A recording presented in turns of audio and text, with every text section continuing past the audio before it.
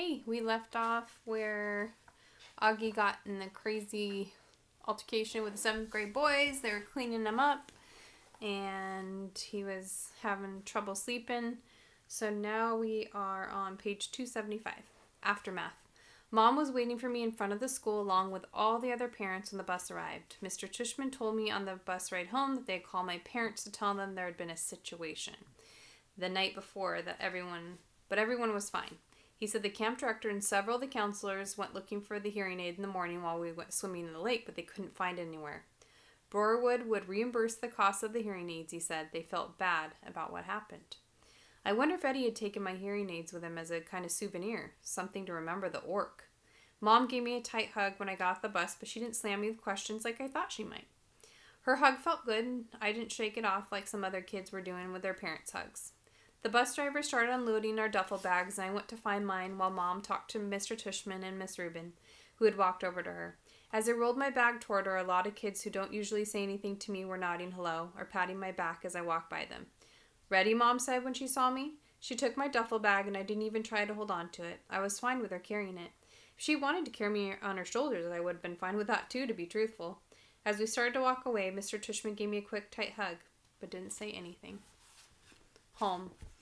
Mom and I didn't talk much the whole walk home, and when we got to the front stop, I automatically looked in the front bay window because I forgot for a second that Daisy wasn't going to be there like always, perched on the sofa with her front paws on the windowsill, waiting for us to come home. It made me kind of sad when we walked inside. As soon as we did, Mom dropped my duffel bag, wrapped her arms around me, and kissed me on my head and on my face like she was breathing me in. "It's okay, Mom.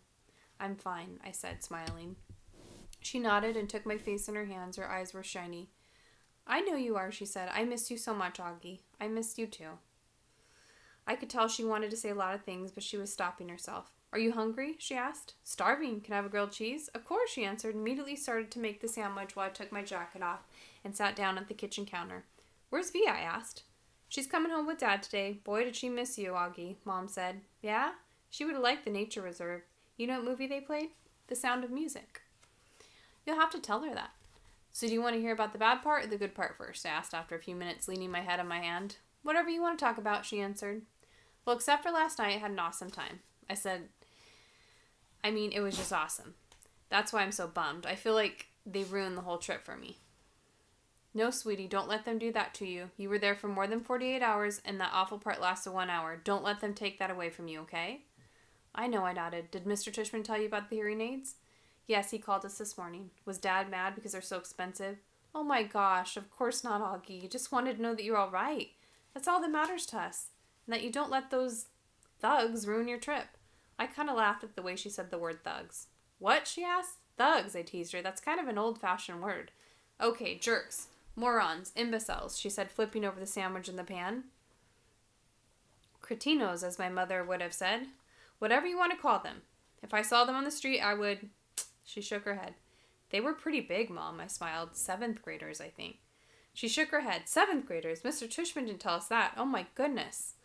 "Did you tell how Jack stood up for me?" "Did he tell you how Jack stood up for me?" I said. And Amos was like, bam. He rammed right into the leader. They both crashed to the ground like in a real fight. It was pretty awesome. Amos's lip was bleeding and everything. "He told us there was a fight, but," she said, looking at me with her eyebrows raised, I'm so grateful you and Amos and Jack are fine. When I think about what could happen," she trailed off, flipping the grilled cheese again. "My Montauk hoodie got totally shredded." "Well, that can be replaced," she answered. She lifted the grilled cheese onto a plate and put the plate in front of me on the counter. "Milk or white grape juice?" "Chocolate milk, please." I started devouring the sandwich. "Oh, can you do it that special way you make it with the froth?" "How did you and Jack end up on the edge of the woods in the first place?" she said, pouring the milk into a tall glass. "Jack had to go to the bathroom," I answered, my mouth full. As I was talking, she spooned in the chocolate powder and started rolling a small wisp between her palms really fast. But there was a huge line and he didn't want to wait, so we went towards the woods to pee. She looked up at me while she was whisking. I know she was thinking we shouldn't have done that. The chocolate milk in the glass now had a 2-inch froth on the top. "That looks good, Mom, thanks." "Then what happened?" she said, putting the glass in front of me. I took a long drink of chocolate milk. "Is it okay if we don't talk about it anymore right now?" "Okay. I promise I'll tell you about it later when Dad and Via come home. I'll tell you every detail. I just don't want to have the whole story over and over, you know?" "Absolutely." I finished my sandwich and 2 more bites and gulped down the chocolate milk. Wow, you practically inhaled that sandwich. Do you want another one, she said. I shook my head and wiped my mouth with the back of my hand. Mom, am I always going to have to worry about jerks like that, I asked. Like when I grow up, is it always going to be like this? She didn't answer right away, but took my plate and glass and put them in the sink and rinsed them with water. There are always going to be jerks in the world, Augie, she said, looking at me. But I really believe, and Daddy really believes, that there are more good people on this earth than bad people. And the good people, watch out for each other. And take care of each other. Just like Jack was there for you, and Amos, and those other kids. Oh yeah, Miles and Henry answered. They were awesome too. It's weird because Miles and Henry haven't even really been very nice to me at all during the year. Sometimes people surprise us, she said, rubbing the top of my head. I guess. Want another glass of chocolate milk? No, I'm good, I said. Thanks, Mom. Actually, I'm kind of tired. I didn't sleep too good last night. You should take a nap. Thanks for leaving me, Babu. I think it's Babu. By the way, you got my note? She smiled. I slept with him both nights. She was about to say something else when her cell phone rang and she answered. She started beaming as she listened. Oh my goodness, really? What kind? She said excitedly. Yeah, he's right here. He was about to take a nap. Want to say hi? Okay. See you in 2 minutes, she clicked off. That was Daddy, she said. Excitedly, he and V are just down the block. He's not at work, I said. He left early because he couldn't wait to see you, she said. So don't take a nap quite yet. 5 seconds later, Dad and Via came through the door. I ran into Dad's arms. He picked me up, spun me around, and kissed me. He didn't let me go for a full minute until I said, Dad, it's okay. And then it was Via's turn, and she kissed me all over like she did when I was little. It wasn't until she stopped that I noticed the big white cardboard box they brought in with them. What is that? I said. Open it, said Dad, smiling. He and Mom looked at each other like they knew a secret. Come on, Augie, said Via. I opened the box. Inside was the cutest little puppy I've ever seen in my life. It was black and furry with a pointy little snout and bright black eyes and small ears that flopped down. Bear. We called the puppy Bear because when Mom first saw him, she said he looked just like a little bear cub. I said that's what we should call him, and everyone agreed that was the perfect name. I took the next day off from school, not because my elbow was hurting me, which it was, but so I could play with Bear all day long. Mom let Via stay home from school too, so the 2 of us took turns cuddling with Bear and playing tug-of-war with him. We kept all of Daisy's old toys and we brought them out now to see which ones he'd like best. It was fun hanging out with Via all day, just the 2 of us. It was like old times, like before I started going to school. Back then, I couldn't wait for her to come home from school so she could play with me before starting her homework. Now that we're older and I'm going to school and having friends of my own that I hang out with, we never do that anymore. So it was nice hanging out with her, laughing and playing. I think she liked it too. When I got back to school the next day, the first thing I noticed was that there was a big shift in the way things were. A monumental shift. A seismic shift. Maybe even a cosmic shift. Whatever you want to call it, it was a big shift. Everyone, not just in our grade, but every grade had heard about what had happened to us with the 7th graders. So suddenly, I wasn't known for what I'd always been known for, but this other thing that had happened.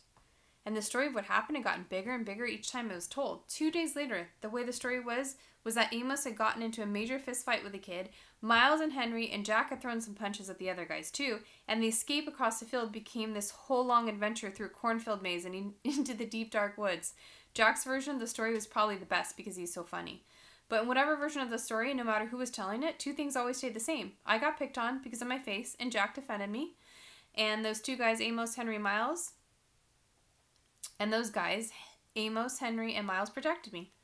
And now that they protected me, I was different to them. It was like I was one of them. They all call me little dude, even the jocks. These big dudes I barely even knew before were knuckle punching me in the hallways now.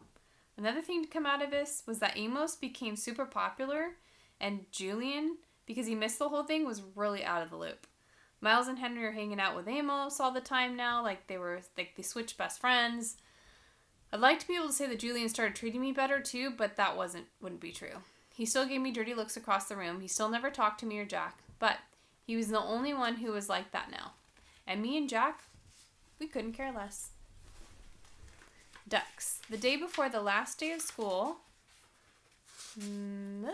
Actually, I'm going to stop right there. And we'll go on to our 3rd video. So, yeah, major shift. Has there anything been in your life that's happened that has caused, some kind of event that's caused a major shift in your life and things just became different all of a sudden.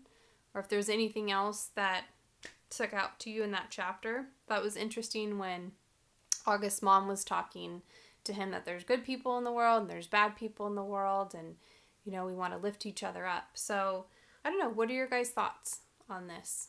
It was a good chapter, and I don't know, I just think this book is so awesome. And we're almost done. All right, let's go on to the third section.